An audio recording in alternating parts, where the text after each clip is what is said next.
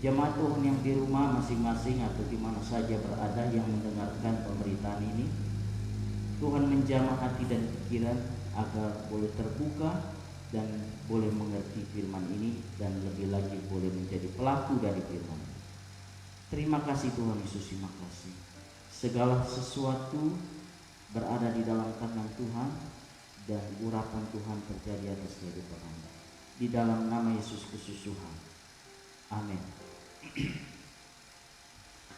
Ya, Shalom. Selamat pagi, salam sejahtera, Bapak Ibu Saudara yang dikasihi Tuhan, jemaat Tuhan yang dikasihi oleh Yesus Kristus.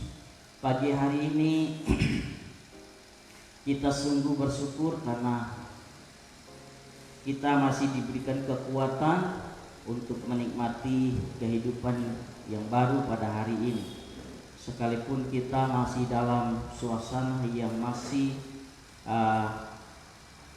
terganggu, itu semua kita percaya izin Tuhan sehingga itu boleh terjadi, dan semuanya ada maksud Tuhan di balik semuanya.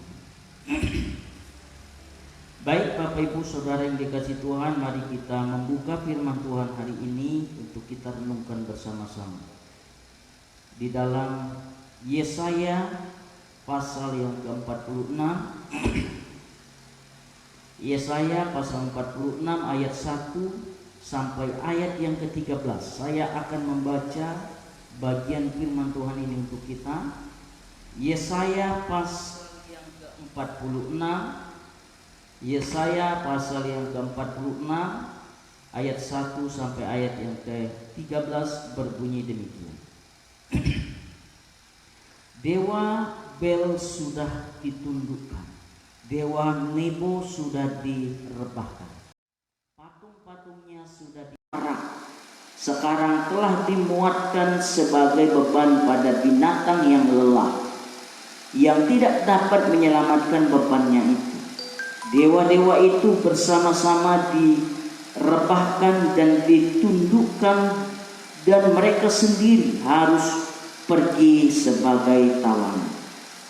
Dengarkanlah aku, hai kaum keturunan Yakub, hai semua orang yang masih tinggal dari keturunan Israel, hai orang-orang yang kudukung sejak dari kandungan, hai orang-orang yang kujunjung sejak dari rahim. Sampai masa tuamu aku tetap diam, dan sampai masa putih rambutmu aku menggendong kamu. Aku telah melakukannya dan mau menanggung kamu terus. Aku mau memikul kamu dan menyelamatkan kamu. Kepada siapakah kamu hendak menyamakan aku, hendak membandingkan dan mengumpamakan aku sehingga kami sama? Orang mengeluarkan emas dari dalam kantongnya dan menimbang perak dengan daci. Mereka mengupah tukang emas untuk membuat Allah dari bahan itu. Lalu mereka menyembahnya, juga sujud kepadanya. Mereka mengangkatnya ke atas bahu dan memikulnya, lalu menaruhnya di tempatnya. Disitulah ia sendiri dan tidak dapat beralih dari tempatnya. Sekalipun orang berseru kepadanya, ia tidak dapat menjawab, dan ia tidak menyelamatkan mereka dari kesesakannya. Ingatlah hal itu dan jadilah malu. Pertimbangkanlah dalam hati, hai orang-orang pemberontak. Ingatlah hal-hal yang dahulu dari sejak purbakala, bahwasanya akulah Allah dan tidak ada yang lain. Akulah Allah dan tidak yang memberitahukan dari mulanya hal yang kemudian, dan dari zaman purba apa yang belum terlaksana. Yang berkata keputusanku akan sampai dan segala kehendakku akan kulaksanakan. Yang memanggil burung buas dari timur dan orang yang melaksanakan putusanku dari negeri yang jauh. Aku telah mengatakannya, maka aku hendak melangsungkannya. Aku telah merencanakannya, maka aku hendak melaksanakannya. Dengarkanlah aku, Hai orang-orang yang congkak, orang-orang yang jauh dari kebenaran, keselamatan yang daripadaku tidak jauh lagi, sebab aku telah mendekatkannya dan melepaskan yang kuberitakan tidak bertangguh lagi. Aku akan memberikan kelepasan di Sion dan keagunganku kepada Israel. Demikian pembacaan firman Tuhan. Bapak, Ibu, saudara yang dikasihi Tuhan, hari ini kita akan merenungkan firman Tuhan ini. Saya berikan tema, Allah kita adalah Allah yang luar biasa. Sekali lagi, Allah kita adalah Allah yang luar biasa. Kalau saya berkata Allah kita adalah Allah yang luar biasa, itu artinya Dia adalah Allah yang hebat. Dia adalah Allah yang maha kuasa. Dia adalah Allah yang tidak ada tandingannya. Dia adalah Allah yang akan membebaskan, dan Dia yang menciptakan kita. Itulah Dia Allah yang saya katakan Allah kita adalah Allah yang luar biasa. Jikalau saya bertanya kepada saudara sekalian, Bapak Ibu, apakah benar Allah kita adalah Allah yang hebat dan Allah yang luar biasa? Tentu pasti saudara menjawab iya. Lalu saudara dapat memberikan alasan dari A sampai ke Z yang menunjukkan bahwa Allah kita adalah Allah yang luar biasa. Contohnya, binatang yang terbesar sampai yang terkecil itu diciptakan oleh Allah. Bumi dan planet dan semuanya itu adalah ciptaan Allah. Dan juga segala ciptaan yang mengagumkan. Itu semua membuktikan bahwa Allah kita adalah Allah yang luar biasa. Bahkan masih banyak hal lain, alasan yang Anda dapat berikan kepada saya yang menunjukkan bahwa Anda tahu tentang Allah kita adalah Allah yang hebat. Pertanyaan yang kedua, apakah saudara juga pernah mengalami kehebatan dan kemahakuasaan Allah? Pertanyaan itu dijawab sendiri masing-masing. Mengapa saya berkata demikian? Karena kenyataannya begini. Banyak orang percaya yang hanya memiliki pengetahuan yang sangat luas dan benar tentang Allah, tetapi dia tidak pernah mengalami kehebatan dan kuasa Allah itu dalam dirinya sendiri.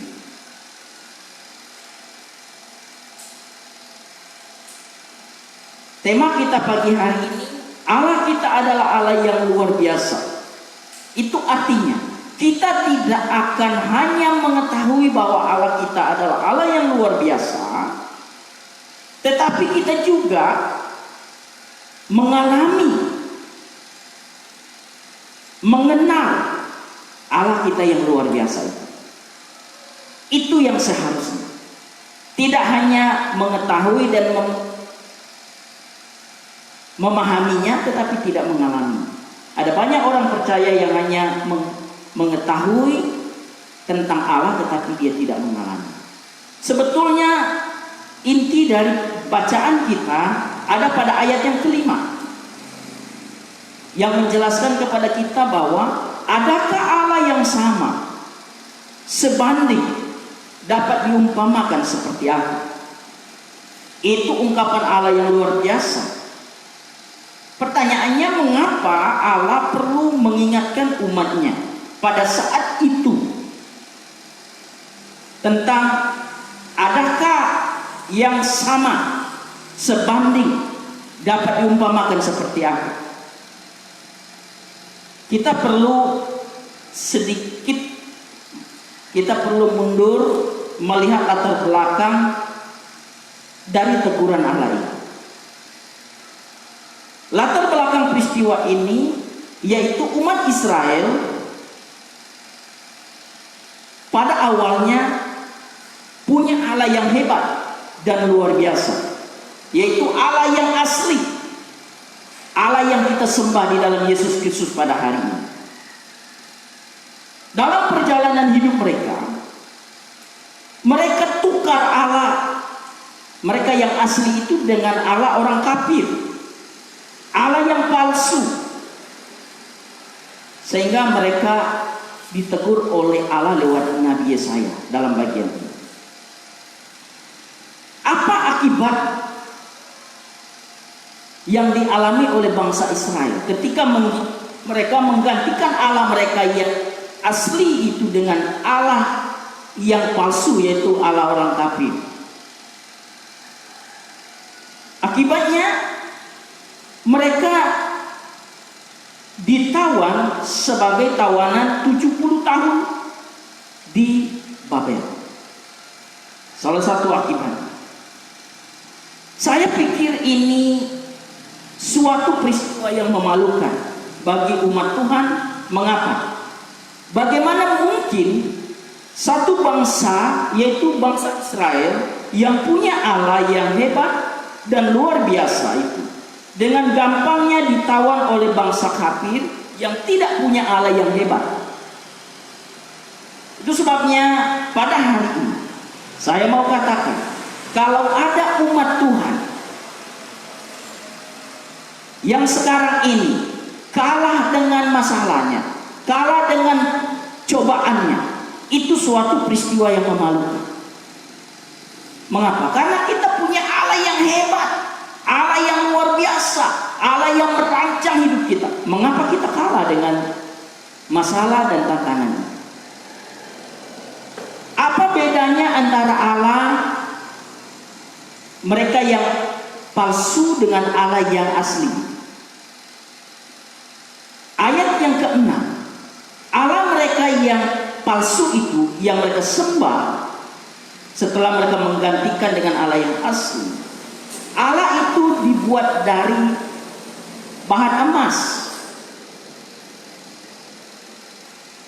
dapat ditimbang dengan daci, dikerjakan oleh tukang emas.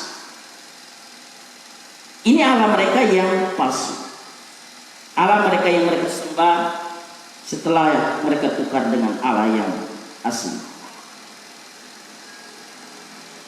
Allah mereka adalah Allah yang dibuat oleh manusia, tetapi Allah kita di dalam Yesus Kristus adalah Allah yang membuat dan menciptakan manusia. Itu bedanya. Allah mereka yang palsu itu adalah Allah yang dibuat oleh tangan manusia, sedangkan Allah yang asli, Allah yang kita sembah di dalam Yesus adalah Allah yang menciptakan manusia. Itu bedanya. Ayat yang ke-7, Allah mereka adalah Allah yang mati, yang tidak dapat bergerak. Itu hanya dapat diangkat dan dipikul, tidak dapat beralih dari tempatnya kalau tidak dipindahkan. Ia tidak dapat menjawab seruan mereka, tidak dapat menolong mereka dari kesesakan mereka.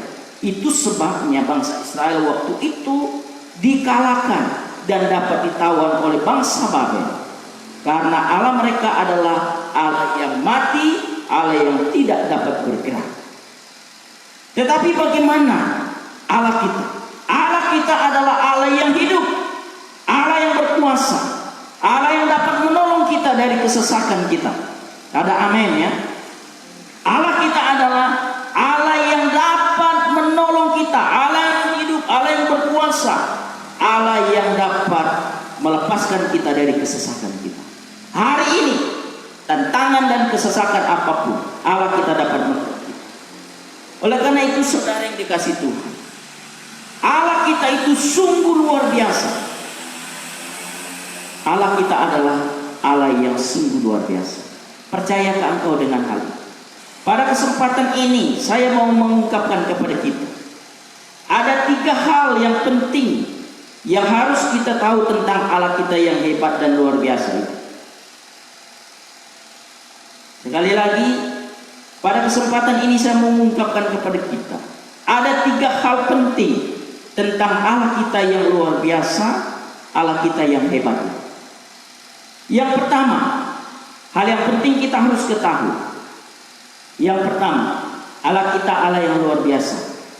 Ada pada ayat yang ke-9 dan ayat yang ke-3. Dia adalah Allah yang sudah ada sejak purbakala dan yang telah mendukung dan menjunjung kita sejak dahulu kala. Ini yang pertama, hal yang harus kita ketahui bahwa kehebatan Allah kita yang pertama adalah Dia adalah Allah yang sudah ada sejak purbakala.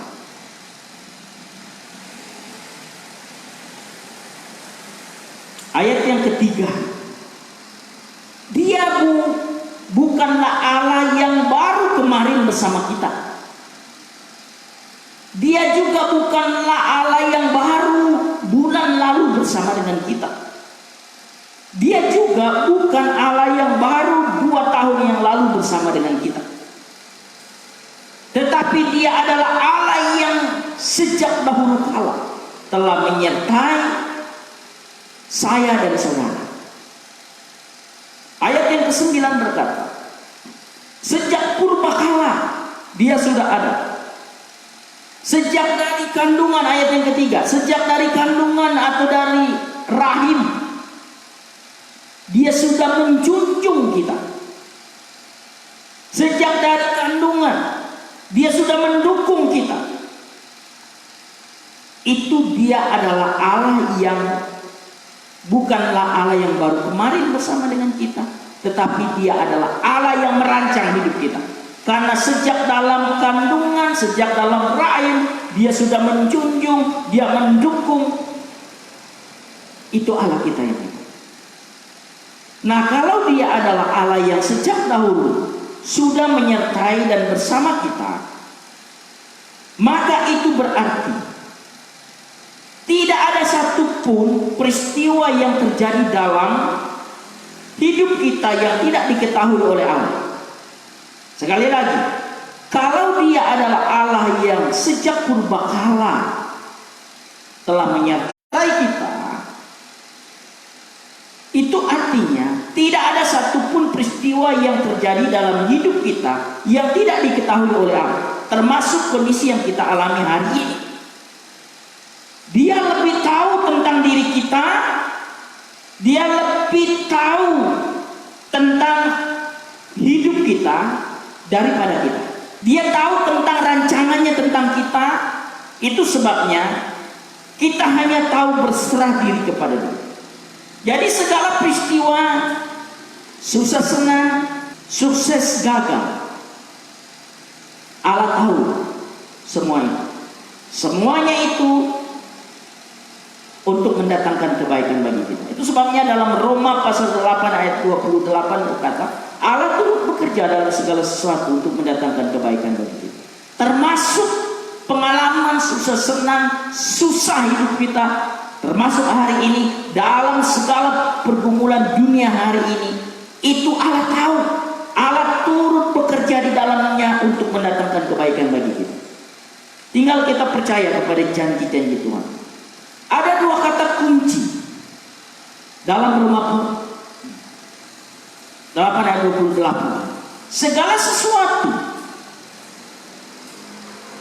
Segala sesuatu tidak hanya berbicara soal dalam kesuksesan, tidak hanya berbicara soal keberhasilan, tidak hanya berbicara soal senang saja, tatkala sehat dan kuat saja, tidak. Tetapi Dia juga berbicara soal kesusahan Anda, kekecewaan Anda.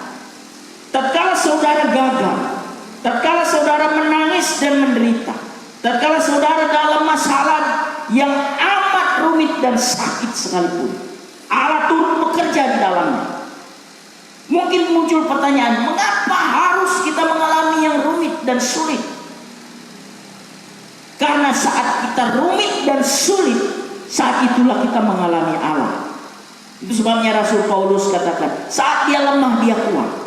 Saat dia dalam kondisi yang tidak berdaya, saat itu dia kuat di dalam Tuhan. Lalu kata kunci kedua, kebaikan. Kata kebaikan sama artinya dengan berkat dalam terjemahan baru. Jadi baik dalam pada saat kita sukses ada berkat Tuhan. Saat kita dalam kesusahan menangis juga ada berkat Tuhan. Itu kata kunci.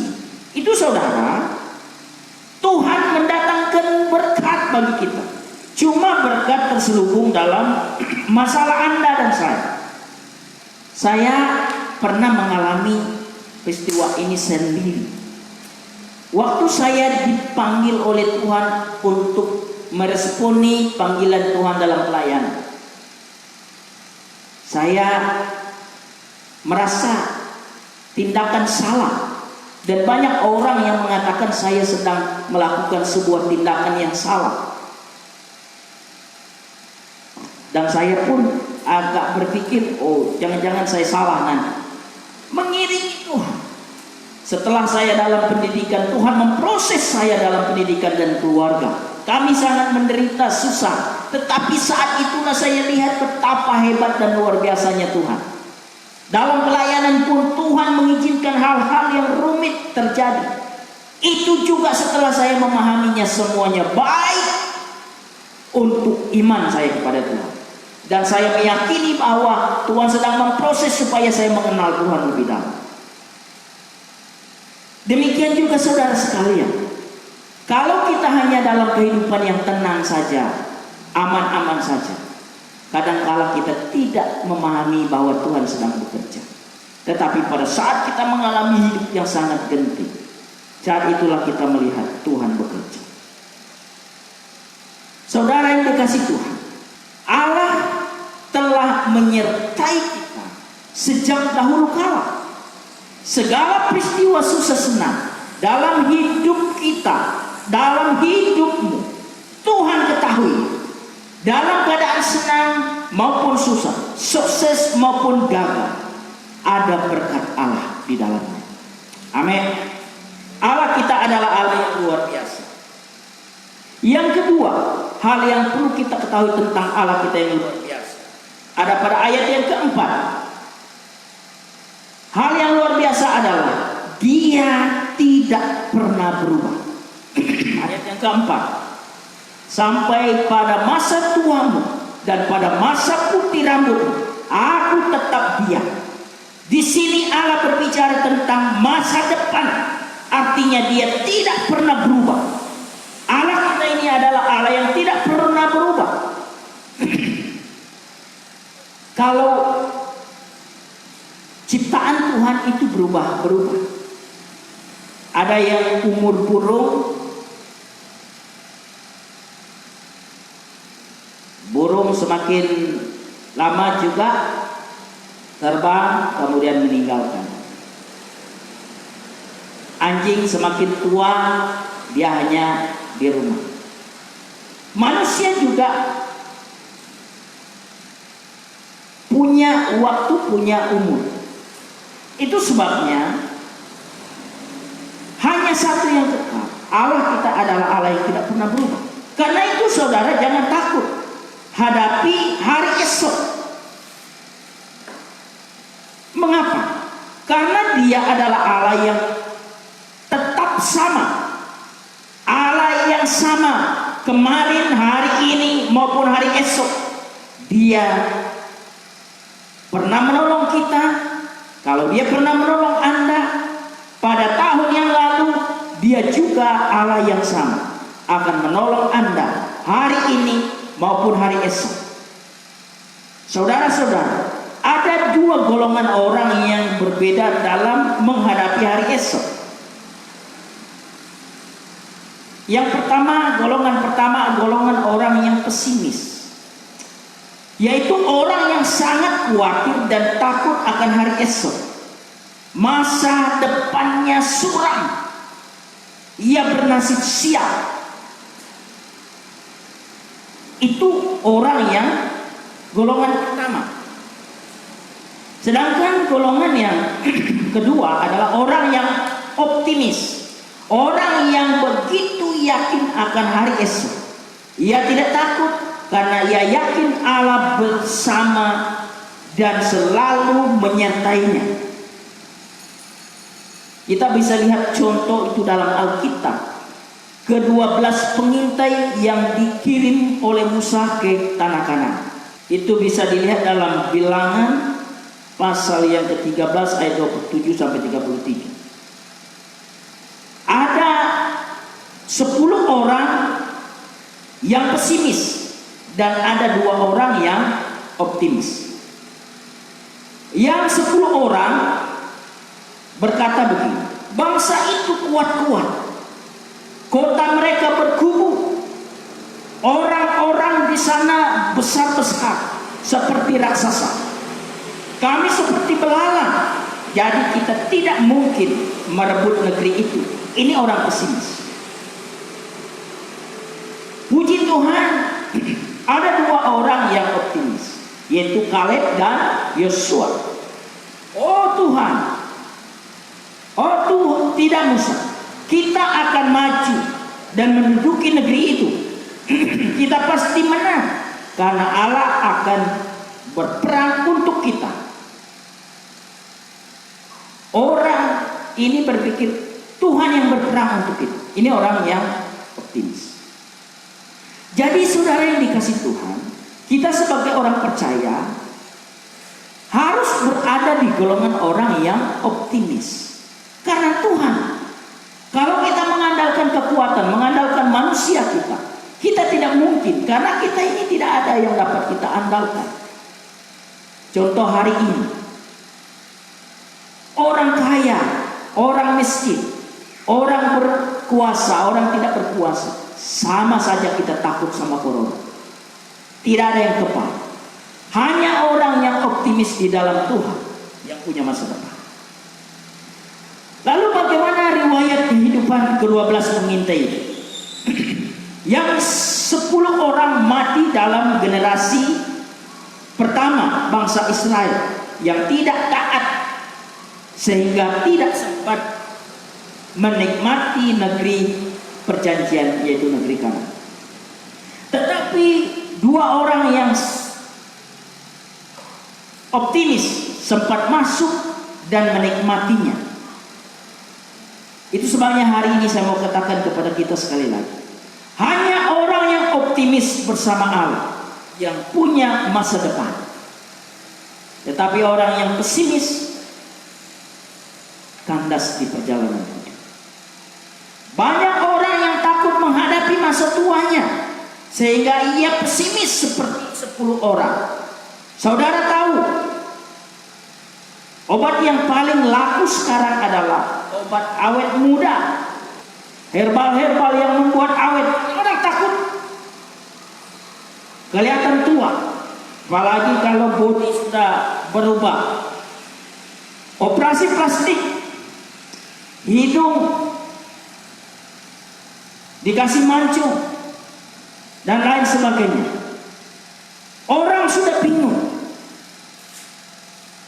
Sebenarnya orang tidak bisa melawan yang namanya ketuaan itu, karena ketuaan itu bersifat natural, alami. Semua orang akan tua. Semua orang akan tua, jadi kakek dan nenek-nenek. Mengapa kita harus takut? Memang pada masa tua agak repot rasanya, karena harus dituntun, diperhatikan, ditemani, diajak ngomong, dihibur dan lain sebagainya. Tetapi jangan takut, sebab Allah kita adalah Allah yang tidak pernah berubah. Sejak dahulu Ia menolong Anda sampai pada masa tuamu, masa putih rambutmu, Ia pun akan selalu menolong Anda. Percayakah engkau dengan hal ini? Itulah Tuhan. Hari ini adalah hari kemenangan bagi kita. Hal yang ketiga yang saya mau katakan tentang Allah kita yang hebat dan luar biasa ini, ada pada ayat yang ke-10. Ia adalah Allah yang konsisten.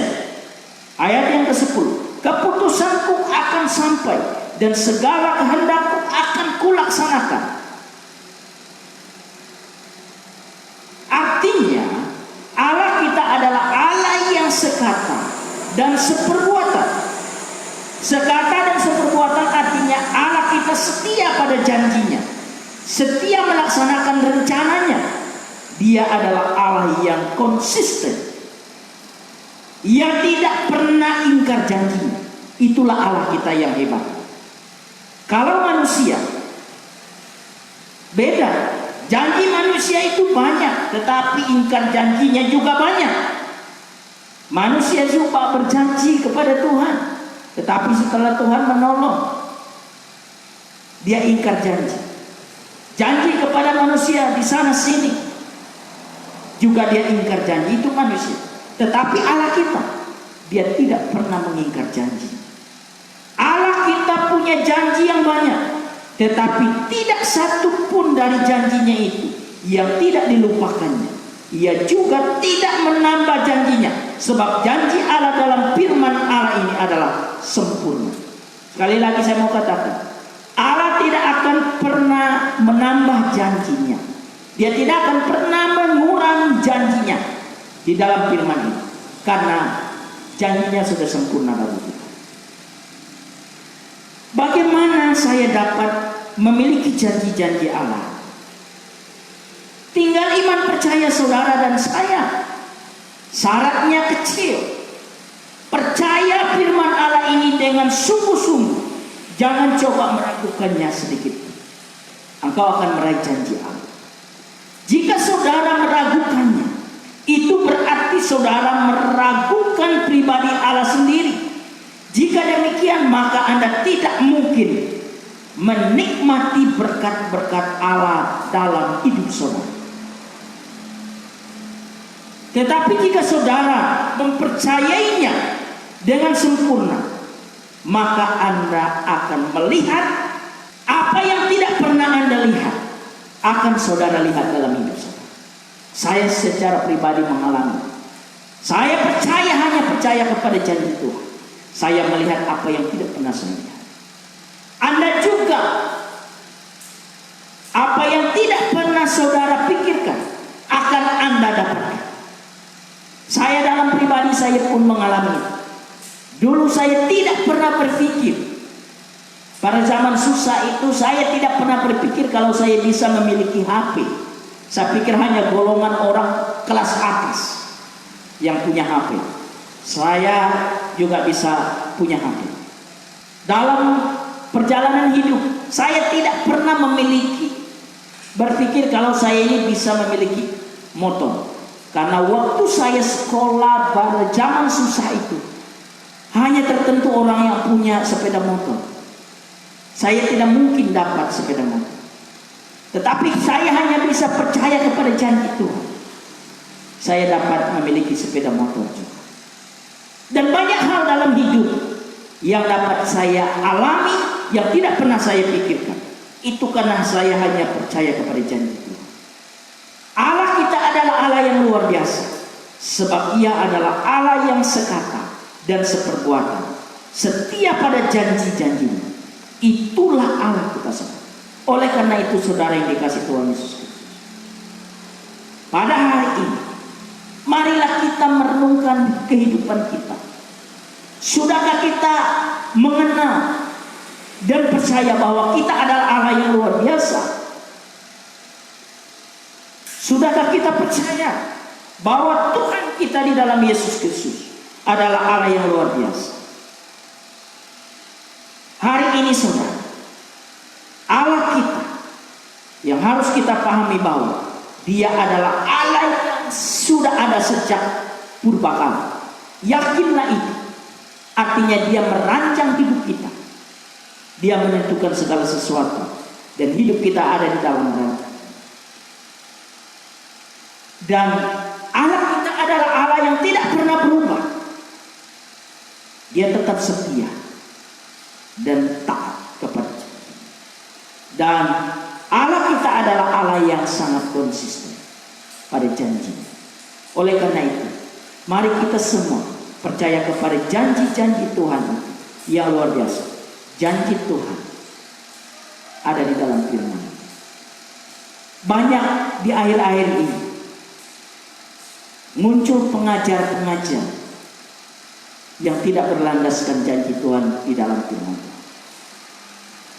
yang mengatakan dia dibawa Tuhan ke surga, turun naik ke surga. Firman Tuhan berkata, akulah jalan, kebenaran, dan hidup. Tidak ada seorang pun yang datang kepada Bapa kalau tidak melalui aku. Hanya Yesus yang turun dari surga dan membawa kita ke surga. Sekarang banyak orang yang turun naik, kunjung ke surga, kunjung ke neraka, dan lain sebagainya. Dia terlalu hebat. Mari landaskan pengajaran dan iman kita pada firman Allah. Janji Tuhan sudah iya dan amin, tidak pernah berubah. Tinggal kita percaya. Tuhan akan menolong kita, jemaat Tuhan hari ini. Tuhan akan pelihara kita. Jangan takut. Apapun yang terjadi, semua dalam ketetapan Allah. Semuanya baik. Allah merancang kebaikan bagi kita. Virus corona ini jangan sampai meresahkan hati kita dan membuat kita menjauh dari Tuhan. Percayalah, Tuhan akan menolong. Keadaan akan baik. Butuh kesabaran kita menantikan waktu Tuhan. Tidak ada yang bisa berjanji ini akan baik, tetapi waktu Tuhan akan membuktikan. Mari kita tetap setia dan sabar. Tuhan akan memberkati kita. Mari kita berdoa. Bapa, di dalam nama Yesus kami bersyukur atas firman-Mu yang mengajarkan kami bahwa Allah kami adalah Allah yang luar biasa, Allah yang hebat, Allah yang perkasa, dan Allah yang tidak ada tandingnya. Terima kasih kebenaran-Mu luar biasa menguatkan kami hari ini. Setiap umat Tuhan dan setiap orang yang mendengarkan berita firman ini, hamba berdoa di dalam nama Yesus, Tuhan memberkati hati dan pikirannya. Mereka hanya mengandalkan Tuhan. Firman Tuhan ini hamba memeteraikan di dalam nama Bapa, Putra, dan Roh Kudus. Dan mereka menjadi pelaku firman. Yang sakit Tuhan sembuhkan, yang lemah Tuhan kuatkan, yang kekurangan Tuhan mencukupkan dengan cara Tuhan sendiri yang ajaib. Hamba percaya dan yakin Allah tidak pernah berubah, Allah yang tidak pernah meninggalkan umat. Tuhan selalu hadir menyelesaikan masalah umat. Di dalam nama Yesus Kristus Tuhan, hamba telah berdoa dan bersyukur. Haleluya. Amin. Demikianlah firman Tuhan untuk kita hari ini. Tuhan Yesus memberkati kita. Salam.